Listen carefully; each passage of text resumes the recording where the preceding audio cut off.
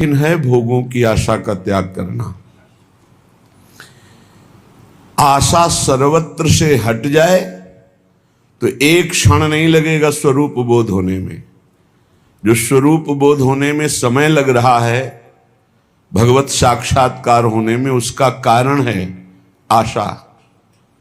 भोगों की आशा, जीने की आशा, मान प्रतिष्ठा की आशा, लोक परलोक की आशा। अगर ये आशा नष्ट हो जाए, अभी भगवत साक्षात्कार हो जाए। लौकिक आशाओं का नाश ही अध्यात्म की ऊंचाई है। सेवक जी महाराज कह रहे हैं, वेद विद्या पढ़त कर्म धर्मन करत, जलप तन कलप की अवधि आनी, चारुगति छाण संसार भटकत भ्रमत, आस की पास नहीं तोरी जानी। सकल स्वार्थ करत रहत जन्मत मरत, दुख और सुख के होत मानी, छाणी जंजार कैसे न निश्चय धरत, एक किन रमत हरिवंश बानी।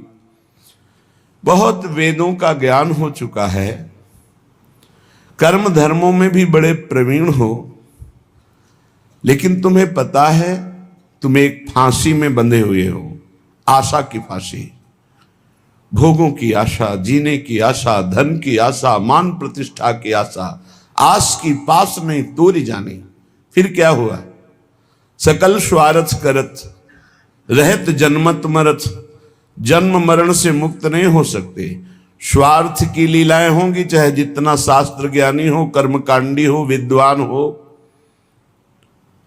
सेवक जी महाराज के वेद विद्या पढ़त कर्म धर्मन करत, जलप तन कलप की अवधि आनी, चारुगति छाण संसार भटकत भ्रमत, आस की पास नहीं तोरी जानी। जिस समय पिंगला वैश्या विदेह राज की नगरी जनकपुर में श्रृंगार करके बैठी कि कोई पुरुष आएगा, मेरे शरीर का मूल्य चुकाएगा और मैं उस धन से सुखी होंगी। जिस पुरुष को देखती, हाँ यही आ सकता है, कोई पुरुष नहीं आया। रात्रि हो गई, खिन्न हो गई, अपनी वृत्ति से उदास हो गई। हाय, मेरे हृदय में सच्चिदानंद प्रीतम प्यारे विराजमान हैं, उनको छोड़कर नाशवान शरीरों के आसक्ति वालों से अपने सुख को चाहा। धिक्कार है मेरी बुद्धि को। आज से मैं प्रण करती हूं, कभी किसी पुरुष की आकांक्षा नहीं करूंगी, कभी किसी पुरुष के द्वारा दिए हुए भोग सुख को स्वीकार नहीं करूंगी। उसी समय उसे तत्व साक्षात्कार हो गया। उसी समय दत्तात्रेय जैसे महान अवधूत ने उसे गुरु पद में बैठाला, और हरिवंश महाप्रभु ने चतुरासी जैसे रस ग्रंथ में उसका उदाहरण दिया। प्रगट पिंगला गायो, पिंगला का नाम लिया। एक क्षण में स्थिति प्राप्त हो गई तितिक्षु ब्राह्मण की। एकादश स्कंद में पढ़ना, जिस समय सबकी आशा काटी, उसी समय तत्वबोध हो गया। सारी साधना है आशा का नाश करने के लिए। आशा ही परमम दुखम नैराश्यम परमम सुखम। पर कोई बहादुर गुरु कृपा पात्र ही इस फांसी को काट पाता है, नहीं भोगों की आशा में बहुत लंबा समय जीता रहता है। ये भोग चुका हूं, ये भोग लूं, ये भोग लूंगा, ऐसी आशा लोक लोकांतर की, पद प्रतिष्ठा की, धन मान आदि की, ये बहुत बहुत बड़ी बाधा है और इसे कोई समझ नहीं पाता है, समझते हुए भी नहीं समझता। अगर इस आशा की फांसी को काट दे, जाहि न चाहिए कबहु कछु, तो तुमसन सहज सने, तो बसहु निरंतर तासुर सो राउर निजगे। उसी समय भगवान का प्रकाश हृदय में हो जाए। भगवान के हृदय में रहते हुए भी हम दर्शन क्यों नहीं कर पाते? उसका कारण है इच्छा, वासना, आशा। इसका त्याग हो जाए, अभी भगवत साक्षात्कार हो जाए। साधना हो रही आशा पूर्ति की नहीं, आशा त्याग की।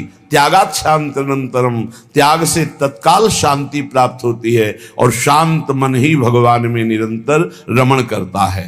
तो मन सुमिरन कर तो रहे, मधुर मनोहर नित्य, नाम रूप गुण को सकल तज के भोग अनित्य।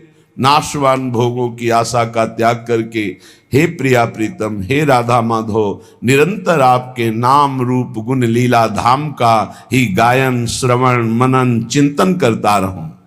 जय श्री राधा जयति जय, जय माधव घनश्याम, जयति समर्पण में विमल प्रेम नित्य सुख धाम। जय हो जय हो जय हो, श्री राधा किशोरी की जय हो, घनश्याम श्री माधव की जय हो, और इनके प्रति पूर्ण समर्पण करके प्रेम करने वाले रसिकों की जय हो। बड़ी महिमा है प्रिया प्रीतम के प्रेम में डूबे हुए रसिकों की।